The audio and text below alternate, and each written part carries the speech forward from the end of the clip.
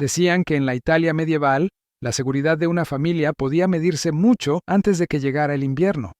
No en monedas, ni en tierras, ni en títulos, sino en queso. No en el queso que comerciaban, en el queso que guardaban. A través de las colinas de Lombardía y las calles abarrotadas de Bolonia, los cocineros formaban pequeños bollos para los meses más escasos del año. No con papas. Europa jamás había visto una. No con trigo abundante. Las cosechas fallaban con demasiada frecuencia para eso. Usaban lo que resistía cuando todo lo demás se estropeaba. Usaban queso batido dentro de la masa. Era el gnocchi en su forma más antigua, pesado, simple, obstinado. Un alimento construido no para el placer, sino para la certeza en un mundo donde la certeza era rara, porque en el siglo XIV la hambruna no llegaba con advertencia. Una primavera fría, una cosecha húmeda y regiones enteras ajustaban el cinturón hasta la esperanza del año siguiente. Así que los cocineros medievales confiaban en lo que podían almacenar. La mantequilla se agriaba, la carne se echaba a perder rápido, pero el queso, salado, añejado, endurecido contra el tiempo, podía resistir el fracaso de una temporada. Y durante generaciones el bollo sobrevivió exactamente como había empezado, una pequeña y densa garantía en agua hirviendo. Luego llegó un cultivo nuevo desde el otro lado del océano, uno que podría haber cambiado el plato por completo, más blando, más barato, más fácil de cultivar que el grano, un cultivo que algún día definiría el gnocchi que conocemos. Pero Italia lo rechazó, no durante una década, no durante una vida, durante más de 150 años. La mayoría de los países abrazó la papa como salvación. La Italia medieval vio otra cosa, una amenaza a la lógica que había mantenido viva a su gente. La Europa medieval no era un continente de abundancia, era un continente de volatilidad. El grano de un año podía llenar los graneros hasta las vigas, el del siguiente podía ofrecer solo decepción. Las inundaciones ahogaban los campos, las heladas ennegrecían las cosechas de la noche a la mañana, y en una época anterior a la ciencia de cultivos o al comercio global, una cosecha fallida no era un inconveniente, era una amenaza. Así que las cocinas medievales adoptaron una regla simple: confiar solo en lo que sobrevive al desastre. El queso era uno de esos anclajes. Condensaba meses de pastoreo en una sola rueda, densa en grasa, proteína y calorías. Bien salado, un queso duro podía esperar todo el invierno y aún así alimentar a una familia en primavera. Y a diferencia del grano, no se enmohecía en años húmedos ni atraía a los roedores que rondaban los almacenes. El gnocchi surgió de esa cautela. No era un plato pensado para impresionar, era un plato construido a partir de aquello en lo que se podía confiar cuando el mundo se reducía a lo que hubiera en la despensa. Las primeras recetas, conservadas en manuscritos boloñeses del siglo XIV, describían gnocchi hechos con queso fresco, harina y yemas, mezclados a la manera del migliaccio. El propio migliaccio era un pan plano humilde, queso y grano machacados juntos, fritos en una sartén y comidos calientes. El gnocchi seguía la misma lógica: pequeños bollos formados sobre una tabla de madera, hervidos solo el tiempo suficiente para mantenerse unidos. Aproximadamente del tamaño de una nuez, no por belleza, sino porque piezas más pequeñas se cocinaban más rápido y gastaban menos combustible. Y el plato se extendió, no porque fuera lujoso, sino porque era fiable. Las familias sabían exactamente lo que les daba. Una comida cuando el sótano estaba vacío, fuerza cuando el año se volvía escaso, certeza en una vida que ofrecía poca. En la Italia medieval, el gnocchi no era una comida de consuelo, era una estrategia de supervivencia. Un libro de cocina del siglo XIV rara vez ofrece detalles por placer, ofrece detalles por supervivencia. Así que cuando el manuscrito de Bolonia instruye al cocinero a mezclar queso y harina a la manera del migliaccio, no está haciendo referencia a una técnica, está haciendo referencia a una lógica. El migliaccio era un alimento diseñado para rendir. Queso y grano combinados en un pan plano denso que llenaba el estómago y entregaba energía lentamente. Era rápido, barato y eficiente. 3 palabras con las que vivía cualquier cocina medieval. El gnocchi, en su forma más antigua, pertenecía a la misma familia de alimentos: denso, duradero, predecible. Y cada parte de la receta refleja las presiones de su época. El queso fresco significaba producción local, no dependencia del mercado. La harina daba base a la masa lo justo para poder darle forma.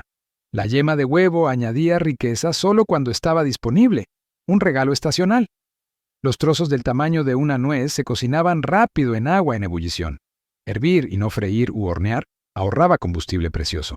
Pero el detalle más revelador es lo que la receta no contiene. No hay instrucciones para ajustar el agua. No hay mención del control de la humedad. No hay comparación con papas u otros almidones. ¿Por qué? Porque la Europa de la Edad Media simplemente no tenía papas. El tubérculo existía solo en los Andes. No llegaría al continente hasta el siglo XVI.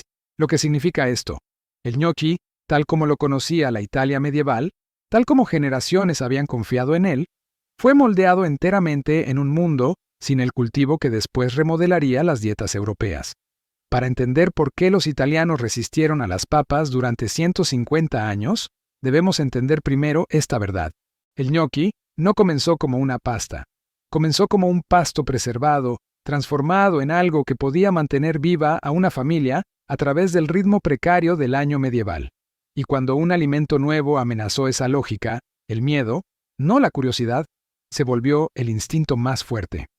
Antes del siglo XVI, la cocina mediterránea vivía dentro de límites estrictos, sin tomates, sin pimientos, sin maíz, y lo más importante para nuestra historia, sin papas. El intercambio colombiano reconfiguró la mesa europea, pero la Italia medieval nunca vio esa transformación. Sus cocineros operaban dentro de un universo cerrado de trigo, cebada, queso, leche, legumbres y cualquier verdura que sobreviviera al suelo local. La papa, cuando por fin llegó desde los Andes, era algo distinto a todo lo que los europeos habían probado. Crecía bajo tierra, resistía el frío, aportaba calorías en cantidades que podían sostener a las familias durante inviernos que antes se soportaban con temor. En Alemania y en los Países Bajos, los agricultores la adoptaron rápidamente. Los historiadores señalan que, en regiones propensas a la hambruna, la papa se convirtió en un escudo, un cultivo que no fallaba con facilidad. Pero en Italia, las reacciones fueron diferentes. En ciudades como Venecia, Nápoles, Florencia y Bolonia, la papa no fue recibida como salvación, fue considerada con sospecha. Los botánicos escribían que sus hojas se parecían a las de la familia de las solanáceas, plantas asociadas con el veneno. Los agricultores desconfiaban de un cultivo que crecía oculto bajo el suelo. Y en una cultura donde el trigo había dado forma durante mucho tiempo a la identidad, al pan, al ritual y a los impuestos, la papa parecía una intrusa. Incluso cuando los botánicos suplicaban por su adopción, la mayoría de los italianos se mantenía firme. Para ellos, una raíz que crecía en la oscuridad no parecía un reemplazo adecuado para los granos y quesos que habían sostenido la vida durante siglos. Y así, los hábitos medievales persistieron en el mundo moderno. El ñoqui siguió siendo lo que siempre había sido: queso unido por harina. La papa, esperando en cestas en los márgenes de los mercados, siguió siendo no deseada. Italia todavía no había aprendido lo que algún día la hambruna le enseñaría. Las recetas evolucionan, pero rara vez sin resistencia. En los siglos XIX y XVII, los cocineros italianos por fin comenzaron a experimentar con variaciones de ñoqui, no con papas, sino con nuevas combinaciones de queso, migas de pan y masa. Bartolomeo Scapi, chef de 2 papas, escribió una de las primeras recetas renacentistas. Sus ñoqui seguían siendo a base de queso, pero cubiertos con canela, azúcar, mantequilla o pimienta. Un recordatorio de que los paladares medievales y de comienzos de la Edad Moderna no dividían lo dulce y lo salado como lo hacemos hoy. Y aún así, en las cocinas de Scapi, las más influyentes de Italia, la papa estaba ausente. Antonio Latini, mayordomo del virrey español de Nápoles, llevó el plato aún más lejos. Una de sus versiones mezclaba pastel de mazapán, yemas de huevo y canela en bollos que se parecían más a un postre que a algo que hoy llamaríamos pasta. Vincenzo Corrado, un siglo más tarde, experimentó con rellenos: trufas, faisán, espinaca, incluso sesos de ternero. Sus ñoqui eran complejos, aristocráticos y ambiciosos, pero seguían sin el ingrediente que más tarde definiría el plato: papas. ¿Por qué?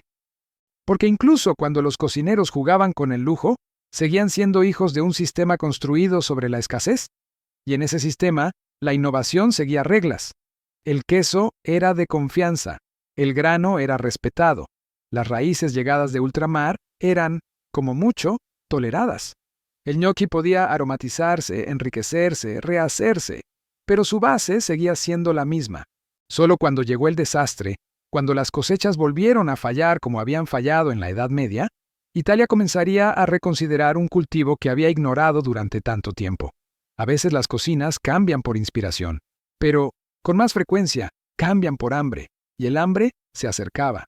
El siglo XVIII devolvió a Europa un terror conocido: el colapso de las cosechas de grano, veranos abrasadores, inviernos helados, campos inundados. Un ciclo que los italianos no habían visto desde los tiempos medievales regresó con un ritmo brutal. La escasez de pan arrasó las grandes ciudades. Estallaron disturbios alrededor de las panaderías. Los molineros protegían sus reservas tras puertas atrancadas. Y en lugares como Bolonia y la Toscana, el grano volvió a convertirse en una moneda volátil, medido, racionado y disputado. Fue en este clima, no en una cocina, donde la papa finalmente ganó atención. Los agrónomos escribieron tratados desesperados, instando a los agricultores a plantarla. Un escritor boloñés de 1773 rogaba a los terratenientes que obligaran a sus arrendatarios a cultivar papas para la supervivencia de la región. La lógica era simple. Las papas no fallaban como el trigo, resistían las heladas, se escondían bajo tierra de la lluvia y de las plagas, y un solo campo podía producir suficientes calorías para llevar a las familias a través de estaciones que antes habrían significado hambruna. Pero el cambio fue lento. No fue la curiosidad culinaria lo que cambió el corazón de Italia, fue la necesidad. Y a medida que avanzaba el siglo XVIII, la papa se introdujo sigilosamente en las cocinas italianas, no por la puerta principal de la preferencia, sino por la puerta trasera de la desesperación. Solo entonces, los cocineros comenzaron a adaptar viejas recetas. Solo entonces el ñoqui, antes un bollo sostenido por queso, empezó a compartir espacio con un cultivo que Europa había ignorado, y aún así, fue desigual. En algunas regiones, los ñoqui de queso persistieron durante décadas. En otras, los ñoqui de papa ganaron impulso solo después de que guerras, sequías y escaseces hicieran que la resistencia fuera impracticable. El ñoqui no evolucionó porque Italia deseara el cambio. Evolucionó porque la hambruna lo exigió. Vincenzo Corrado, antes conocido por rellenar ñoqui con trufas y faisán, sería el primero en registrar una versión a base de papa en 1798. Pero no se parecía al plato moderno. Sus bollos combinaban papas hervidas con ricota, yemas de huevo, grasa de ternera y especias. Eran más densos, más ricos y mucho menos uniformes que las suaves almohadas que hoy esperamos. Eran ñoqui, reescritos bajo presión. El propio Corrado entendió la importancia. En un tratado dedicado enteramente a la papa, instó a los cocineros a adoptar el tubérculo no por moda, sino porque podía prevenir la inanición. Otros chefs siguieron. A lo largo de todo el siglo XIX, libros de cocina desde Génova hasta Nápoles ofrecieron nuevas fórmulas. Más papa, menos queso, más almidón, menos huevos, más simples, más baratas, más fáciles de preparar en grandes cantidades. Para 1863, un libro de cocina genovés por fin registró la estructura moderna. Papas plus harina, nada más. Una masa que podía enrollarse, cortarse y moldearse en minutos. El ancestro a base de queso no desapareció por completo. Sigue existiendo en algunos rincones del norte de Italia, incluso hoy, pero el centro de gravedad había cambiado. El ñoqui había cruzado una frontera. Ya no era un bollo construido con la lógica de la escasez medieval. Ahora era un plato moldeado por un mundo posterior a la hambruna que confiaba en un cultivo que antes se veía con miedo. Y en esa transición está la respuesta al misterio. Italia no rechazó las papas porque fueran desconocidas. Las rechazó porque su identidad culinaria se había construido sobre siglos de cautela. Una identidad formada mucho antes de que los Andes enviaran una raíz al otro lado del océano. Para entender por qué se rechazaron las papas, debemos entender lo que el ñoqui significó alguna vez. El comensal moderno conoce el ñoqui como un consuelo, blando, cálido, complaciente. Pero su antepasado medieval pertenecía a un mundo más duro, un mundo donde la comida no se juzgaba por su ternura, sino por su fiabilidad, un mundo donde los ingredientes se elegían no por el placer, sino por la seguridad. El ñoqui de queso sobrevivió durante siglos porque respondía a la única pregunta que le importaba a las familias medievales. ¿Esto va a durar?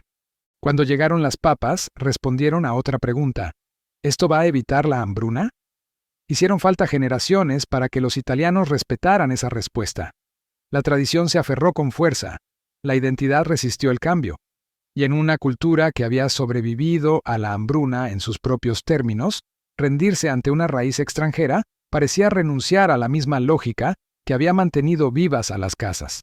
El cambio final, del queso a la papa, no borró el plato medieval, simplemente añadió un significado nuevo a uno antiguo.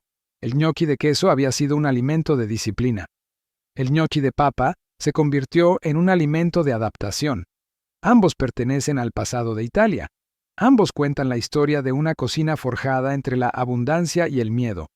Y cuando miramos el ñoqui hoy, blando, uniforme, cubierto de queso rallado, rara vez vemos los siglos que hay debajo.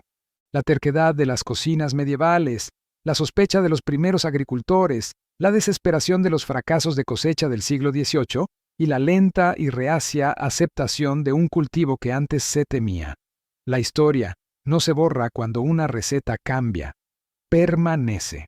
En cada bocado de ñoqui hay rastros de un mundo que confió en el queso durante la hambruna, que rechazó las papas por cautela y que finalmente, solo cuando el hambre apretó con más fuerza, permitió que la tradición se doblara. Hoy, el ñoqui es simple, una comida de entre semana, un plato que se hace en minutos, pero su pasado estuvo lejos de ser simple.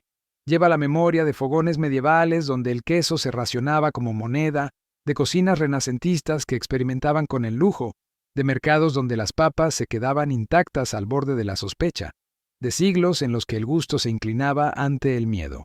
Italia no rechazó la papa por ignorancia, la rechazó porque la comida nunca es solo comida, es hábito, identidad, herencia. Para la Italia medieval, el ñoqui de queso era un hilo tejido a través de las incertidumbres del año. Las papas eran un hilo venido de otro lugar, un hilo que aún no pertenecía. Solo la hambruna podía unir los dos. Y así, el plato cambió, no porque los italianos buscaran suavidad, sino porque la historia exigió resistencia.